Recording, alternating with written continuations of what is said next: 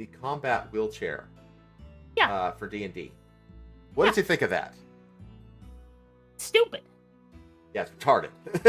I'll explain to you why it's stupid. I'm gonna send you something. This is from a D&D book that's recent. After Okay. Tasha's that actually did this right. Did this really, really well. Okay. Hold on, let me actually find it. What is his name? It's like Ivan something. Ivan D&D. Yes, Ivan Delisnia. That is his name. I'm gonna send you this. Okay.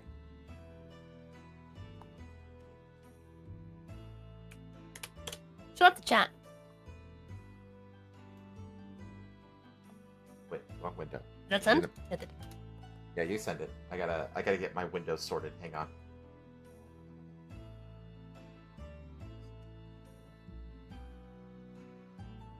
So that is Ivan Delisnia, who is one of the Dreadlords, one of 2 Dreadlords for his domain. His domain's very unique.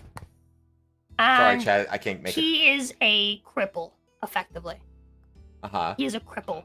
He's like an old, mad, like crazy cripple. Yeah. And he just kind of, goes around on a fucking, spider thing. Yeah, this is my exact criticism of it as well. It's not that disabled people don't deserve representation. Okay? It's that you have to bother to have at least one creative bone in your body to make it work inside the world that you're. Because in a world where there are fucking magic healing, where you can literally resurrect from people from the dead and mend broken bones and all this other shit, wheelchairs would not exist. Period.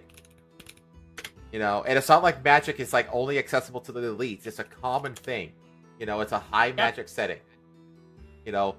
Disabled people in wheelchairs is going to be a thing. And not only that, but it's I'm sorry, but I don't want to go around in what looks like a wheelchair that you just got from the local urgent care and you slapped a shield on the wheel. No matter how much you try, you're not going to make a wheelchair look cool. You're just not. Because my whole criticism about the combat wheelchair shit is that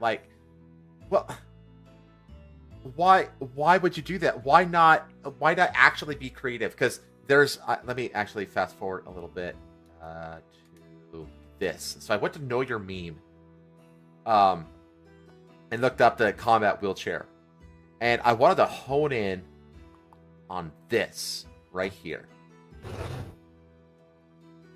I sent you something else.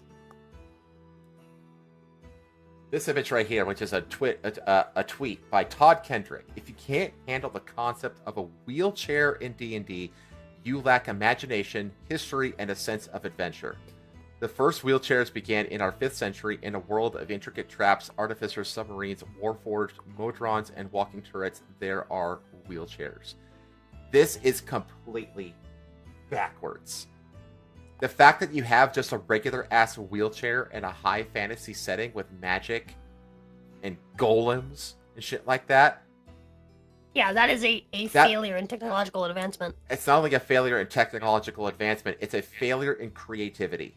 He says that I lack imagination. No, you do. Because you just took a wheelchair out of the local fucking urgent care and just slapped it into your D&D setting. That is lazy and the opposite of imagination. If you want to do disabled shit, have you sent the thing to me? Oh, I sent you something else, and that is Babalai Saga, who flies around on an upside-down giant skull. Ha! That's fucking cool. On a pile of skulls. How you balance this is, that's just kind of added, I think, for the thingy. Really, it's just hollowed out. It just kind of sits in it. That's how it actually is in the story. Okay. But you can very easily balance this. Just make it something that just hovers. It's like a metal version of Koopa's clown copter. You know what? I have exactly what I just mentioned. Okay. As something that's already in D&D, built in. Ready? Go for it. Super, super easy. It's called Tensor's Floating Disk. I'm gonna send you a link. You can open it, you can read it in the chat.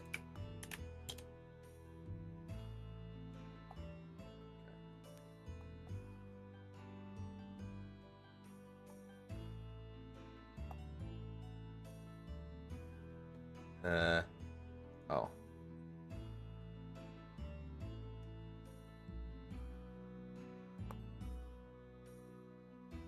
So, spell creates a circular horizontal plane of force, 3 feet in diameter and 1 inch thick, that floats 3 feet above the ground in an unoccupied space of your choice that you can see within range. You can summon this thing anywhere within 30 feet of it. The disc remains for the duration, which is an hour. It lasts for an hour. You don't need concentration. You don't need nothing. Also, it's a ritual spell, which means you can cast it. If you have ritual casting, you can cast it for free. All it'll take you is 10 minutes. And it holds up to 500 pounds. So unless you're like fucking like mega sloth, you'll be okay. If more weight is placed on it, the spell ends and everything on the disc falls to the ground. The disc is immobile while you're within 20 feet of it. If you move more than 20 feet away from it, the disc follows you so that it remains within 20 feet from you. It can move across, this is more, it can move across uneven terrain, up or down stairs, slopes, and the like, but it can't cross an elevation change of 10 feet or more. For example, the disc can't move across a 10-foot deep pit, nor could it leave such a pit if it was created at the bottom of it. If you move more than 100 feet from the disc, typically because it can't move around an obstacle to follow you, the spell ends. So basically you have a floating disc that there's nothing in the world stopping you from having a friend cast it so you follow them around, having a fucking dog or something to lead you around. This thing isn't heavy, it's floating. It's a floating piece of space that you can sit on. So you can have, for example, let's say like a disabled like monk character or something, like monk, mage, whatever, that just sits on this thing, has a dog on a leash to walk it around, right? And there you go, that's it. You have figured it out. Yeah. You have figured out a way around your disability without having a fucking dumb wheelchair. Yeah, and all it takes is this fucking spell. That's always been my whole thing. Is that like you will never make wheelchairs cool, and it's just an exercise in performative narcissism. There is I think it's Invisible Servant. There's a character in my D&D campaign called Blair, and in the campaign she is an amulet, right? But I have played her in a different campaign. This is another spell that can be used in tandem with this one. I'm going to show it to you. I'm gonna send it to you.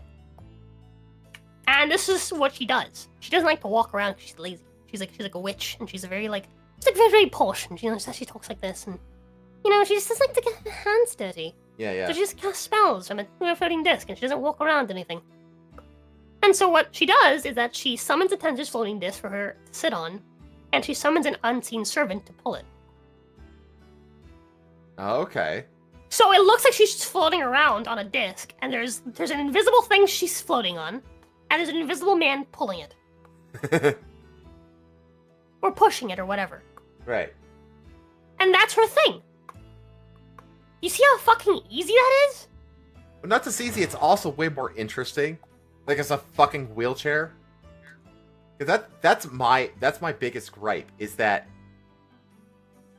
it's like these people refuse to make it cool.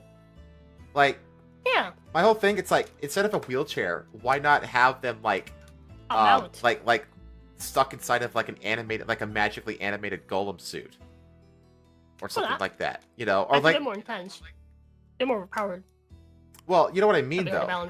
You can find ways to balance it, or like this. It's like the spider legs. You know what I mean? Like, there's so many creative things that you can do to actually make it cool and make sense inside of the world, and not be prohibited by a fucking flight of stairs. It's just the laziest state. Like, it's the thing, if having a character that's been cured ruins your character. You were playing a person, you were playing a caricature. It's like, yes, exactly. This was like the idea is if you play a race that has wings, you fly around everywhere, but when you land, you're immobile. You just kind of drape there, like a bird. This was the only picture I saw of the wheelchair that I thought was actually kind of cool. But that's because it's not a wheelchair; it's a fucking motorcycle. It's a tricycle, yeah. Yeah, it's like not a wheelchair anymore. I mean, this is like it's like a Mad Max tricycle, And even then, this looks kind of lame, But it's just like, I'm sorry, but you just won't. Look at this thing. Like, there's stone wheels. What the fuck is that? Look at this thing. Why the fuck would anybody think this is cool? Like, my feet are. Why are your feet tied together? It's like I'm gonna stab you. I found this too. Let me see if I can. Ricky Berwick put out a thing making fun of this. Look. Oh wait. Oh, that's because Rainbow Siege has a new operator. Yeah, exactly. Have you seen that? Yes, I got it here. It's right here. This is why I brought it all up in the first place. It's because Rainbow Siege has a new operator, and it's some dumb bitch in a wheelchair who just controls robots. Look at her skid into place. I will say the fact that she's like you don't play as her, just rolling around everywhere, instead you're just controlling robots. It's kind of interesting, but I get it though. It's just like the thing is, it doesn't empower the disabled person. It's like, oh, like no. I can't do anything. What if they put her in like an exosuit, like akin to like the exosuit that they wore in the Edge of Tomorrow with Tom Cruise? You know, with like the shoulder-mounted guns and that kind of shit. Like, what if she was just in one of those exosuits, and that's what like made her able to move around and stuff? You know, that's like, that'd be way cooler. I'm just like, I swear to God, these people that are obsessed with like representation are the most uncreative, lazy fucking people, and I can't stand it. It's like, could you? I love having doctor representation. It's great. Yeah, exactly. It's like, why do you want representation to be like? This is the thing. Like, I don't give a fuck about being represented. I want to be inspired. You know what I mean? Inspiration is what matters. And it's like, I'm sorry, but like, just seeing a lame mirrored version of yourself in a game isn't inspiring at all, you know. But like seeing a character like does things that don't have to look like me, you know, they just have to do inspiring things and have inspiring attitudes and stuff like that. You know, it's like, that's what I care about. I care about their character and not what they look like, and not about like these caricature ass fucking disability representation and this kind of shit. Like, it's just, why are all the people that clamor for representation seem to be completely lacking in all creativity completely? I mean, like Ricky Berwick is the only one I've seen that's tried to make it at least creative in making it funny. Oh yeah. I mean, hang on. Ricky's great. I don't think that the chat can hear this. Hang on.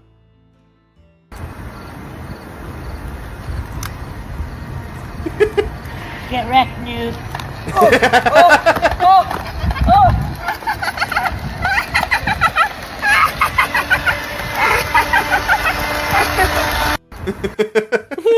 But it's just like, it's just so